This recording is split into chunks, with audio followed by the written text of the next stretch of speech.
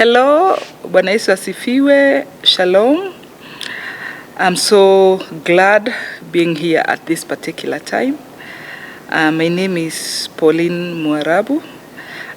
Pauline is a mother. I'm a mother of 4 biological children and so many spiritual children. I am also a farmer. I do farming. I love farming. I am a pastor at JCC Ongatarongai, and together with my husband, Apostle Mwarabu, we take the role of lead pastors of the church. And in so doing also, I also tent make. I believe in shepherding and tent making.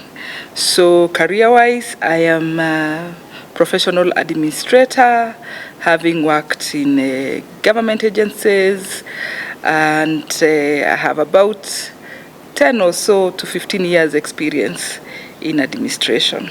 Being a pastor's wife, and especially a lead pastor's wife, and as I said earlier, this is not a position that I chose, but the position chose me. I didn't choose to become a pastor's wife, but God chose me to be one. And being married to a lead pastor has its own challenges. First of all, let me talk about how we met. We met in campus. Many people think that since in my teenage years, I lived in Coast. Probably I met my husband in Coast. But the truth of the matter is I met my husband up to Nairobi. So Nairobi is a blessing to me. So when I joined university in the 90s, I was fiery for Jesus. Maybe I'll never talk. Maybe later I'll talk about how I got born again. But one of the things that I believed is that Jesus was coming very soon than sooner. So I was fiery for Jesus, and I got into the university, and the same week I requested to know whether there was a CU. I was told the CU meets on Friday. I joined the CU. I was fiery. Then I found friends who shared the same values as me. So we started going for missions, and there was this particular one.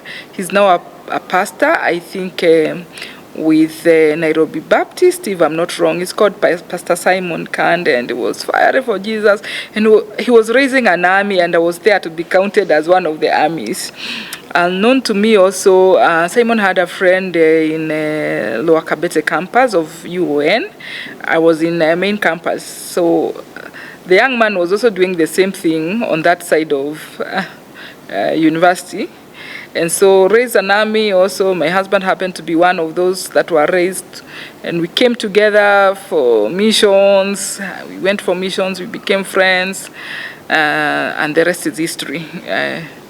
So after we got married, then life began.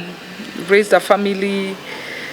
And it is on one of those occasions that he said that he wanted to become a pastor, or he was being called or led to being a pastor. And one of the challenges that I have faced as a pastor's wife is getting an identity. It is one thing to be called a pastor's wife, but that identity, what is the work of a pastor's wife? Yeah, siwe Mungu alikuita. Wale watu wamekuja washirika, they don't belong to you. You're not the one who brought them. You're not their shepherd. Okay, well, you are their shepherd at some point, but what I'm saying, your spouse, who is the lead pastor, then they connect with him more than they will connect to you because of the vision that he carries, and these people are drawn to the same vision. So getting an identity, at some point I told people that I'm not a pastor, and I didn't know what was my role apart from coming to church smart, sit in front, smile, and get some preferential treatment, like having somebody carry my bag, get concerned whether I ate or, I took tea, take care of my babies. But basically, like many pastors' wives, I suffered the identity crisis. I didn't know where to come in, what to interfere with, what to leave. But with time, of course, I have found my purpose and I have known who I am. Yeah, I want to appreciate my husband for heeding to the call of God. For sure, there are blessings that I have seen in our family that I know for sure, they would never have come if he didn't get into that position to say, yes, Lord, I'll go where you've called me to go. There are places that I have gone. There are people that I have interacted. For example, where would I have interacted with the doctor, our father, Dr. Lai? Like, wapi? Nikifanya nini? So I really want to appreciate him. He's a kind man, and he's selfless, and he's very generous. And living with his personality has not been the easiest of things, because this is a person who cannot withhold anything from God. I am convinced in my mind, and I have come to the realization and to acceptance that there's nothing that my husband cannot give to God. In his own words, he always says that the only thing that he cannot give out is his wife, because even his daughters and his sons, he will give them in for marriage at some point. And I've seen him planting cars, and the first experience I had of a car he had bought me, it was a gift. And he planted it in church to our pastors' wives. And God had to speak to me like, wazi. If I have ever had God speaking to somebody, that day God spoke to me and he told me, this car, release it. And so when somebody was called from the pastor's office, because the pastor's office in our church, then only men would sit there. So when a deacon came and said that our mom is being called, and they need, and then later, after a few minutes, he came back and said they needed a strong woman to take care of mom. And I am this usher even today. I love supporting people. So I was the first to stand up and say, I'm here. But because the deacon knew that my husband had already planted the car, and he didn't want me to hear it in the office, because for obvious reasons, he didn't know what would be my reaction. And of course, Kikuyu's reaction cannot be that pleasant. So he said, no, please don't come. Let's get someone else. And I looked straight into his eyes and told him, Deacon Ayub, I know what is going on. You can say that you will not, that I should not come with you to the office, but I know what is going to happen.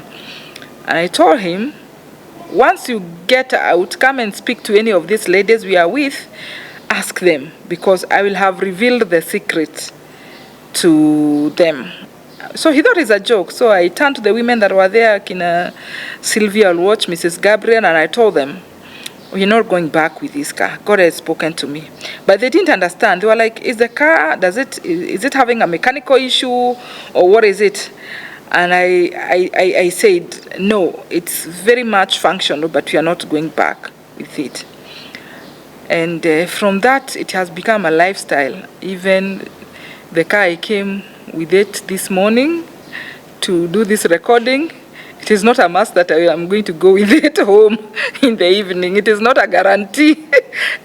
Something can happen in between. And I've seen him do a number of crazy things that comes with a lot of blessings, I would say.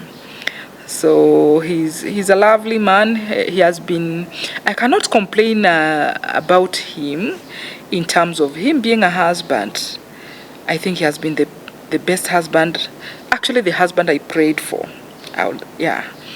the man I prayed for, the man of my dreams, and a very wonderful father. From the time Kanze was born, and he would carry her, and they would play. They are the greatest of friends. I've seen the other babies come in to our last born, Kyla, who has shares in her father's life. He has been a wonderful father, even to our, I would say, adopted children and spiritual children. He has been a wonderful father and a provider. And he is also a mentor. A good father is the one that shows you the way. Sometimes, from especially some of my spiritual sons who have grown up in my house, they have really been shown the way. Sometimes not in the best method, but as a mentor, I have seen him impact values, skills, and many things in their lives. Yeah, so thank you so much, Apostle. My prayer for you is that you may continue doing the great job you're doing. I have 10 years you have given yourself to the work of God. I've seen you investing in the kingdom while others are investing in their own personal affair. And I know that whatever God has for you in the store, you have not yet seen it. That one I'm convinced and grateful. Thank you for being a wonderful husband to me and the father of our children.